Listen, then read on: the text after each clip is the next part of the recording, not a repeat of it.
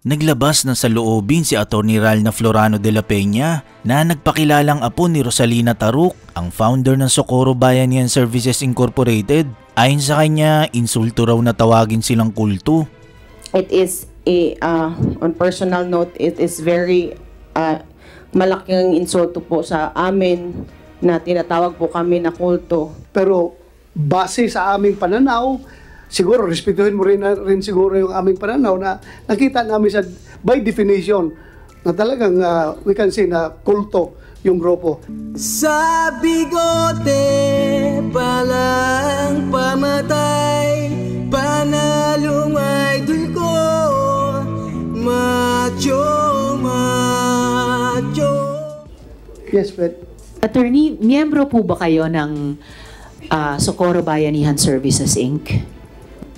Yes, Your Honor. I am the granddaughter po of the founder, Rosalina Lasala Taruc and Don Albino Taruc. Kaya rin po maiksi yung buhok nyo dahil yun po yung gupit ng mga babaeng miyembro ng Bayanihan. This is my the haircut po before, even hindi pa po sa lahat. so Salamat kayo, Mr. Chair. you're the daughter of Mayor Dinya Florano po. so there were reports that your mother mysteriously died. What can you say? Yes, I have also, I have actually, dalawa lang, can I please narrate short brief history po, Your Honor? Yes.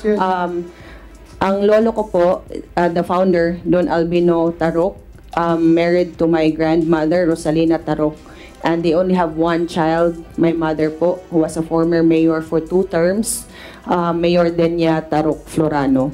Dalawa lang po kaming anak niya, ako po, Attorney Ralna Florano, at andito po yung kapatid ko, my older brother, Raldin Taruc Florano po.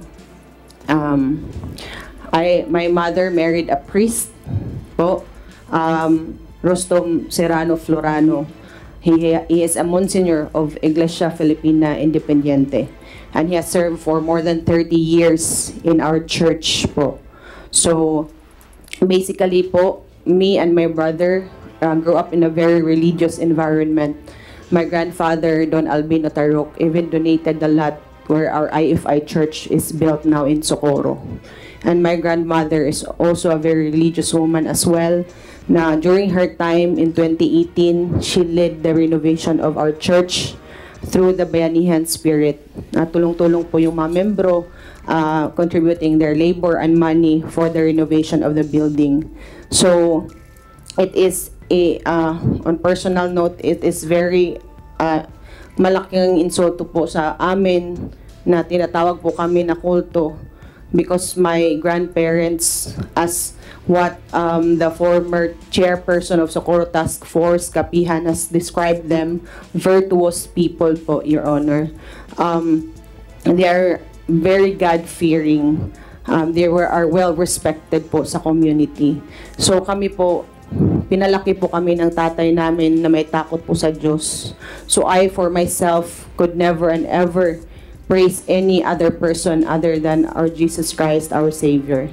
So, yung sa case po, sa tanong niyo po, regarding po sa death po ng mama ko, it is a public knowledge po that my parents both has heart ailments po, Your Honor.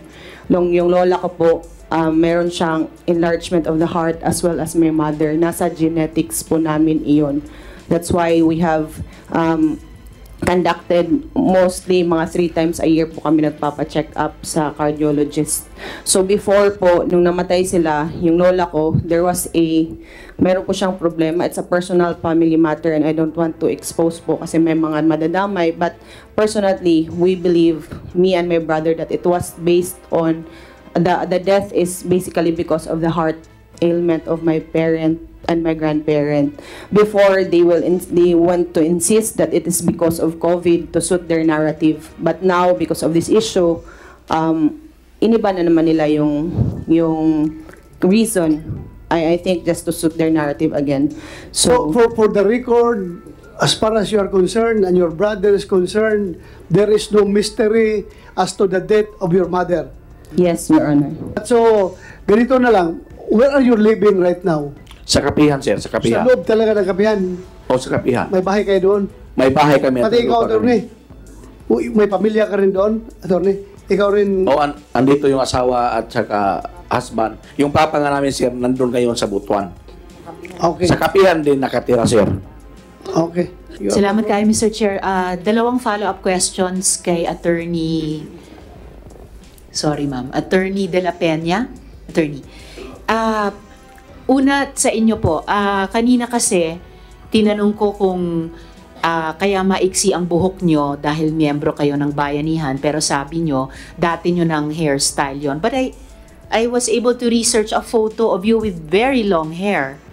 So, this was before you became a member of bayanihan? Yes, can I answer now, Your Honor? Before po, Your Honor, kung season po is may, if i-check nyo po yung lola ko at yung mama ko, we vary po. Depende po sa season, may mabhaba, may mataas. Tapos, kung mainit po yung panahon, so we cut our hair short. So basically po, before po everyone did the short hair of the hair, meron na po akong pictures before na maiksi, meron din pong mahaba. So it's not basically because of an insinuation or a direction from anybody po. On my part, that's for me only, Your Honor. Okay po, Attorney. Pero mahaba rin kasi buhok ko eh. So alam ko na pag nagpapahaba tayo ng buhok, matagal po yun. Hindi yan sa loob ng 1 taon lang. At pag nagpapagupit tayo, kasi dati maiksing-maiksi din buhok ko, mabilis magpagupit pero matagal magpahaba ng buhok. So around, I'm just curious kasi we had a photo earlier na yung mga babae sa kapihan na miyembro ng bayanihan ay pawang maiiksi ang buhok. So this really looks to me like a photo before you became a member of bayanihan or before you resided in kapihan. Yes, Your Honor. Mga 2015 or 2016 po yan, Your Honor. Okay, salamat ka, Mr. Chair. And then my second follow-up question po. Senator Risa, Yes, Mr. Chair. About the hair, ha? Let this be clear to everyone that wala kami pakialam kung anong buhok gagawin mo. Kahit magpakalbo ka, wala kami pakialam, magpasuklayin mo yan o hindi, wala kami pakialam because that's your constitutional right. Kung anong gusto mong buhok. Ang sa amin lang dito, sinasayat lang yan ni si Teresa dahil nga ayaw natin na yung sabihin ninyo na you're offended by this committee's terming your group as a cult. Diba? Kami rin ayaw namin makakasama ng loob sa tao.